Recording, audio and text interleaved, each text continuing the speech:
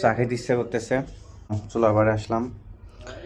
তো এটা হইতেছে, এখানে পানি দেওয়া আছে অল্প কিছু, নিজে নিজে চা তৈরি করবো। গ্যাসের উপরে হইতেছে, চুলার উপরে এটা বসিয়ে দিলাম, এটা হচ্ছে উপরে দিয়ে দিলাম, দিয়ে গ্যাসটার একটু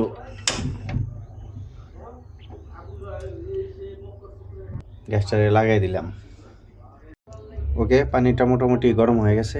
এখন এটাকে হচ্ছে কাপটাকে একটু ধুয়ে নেই,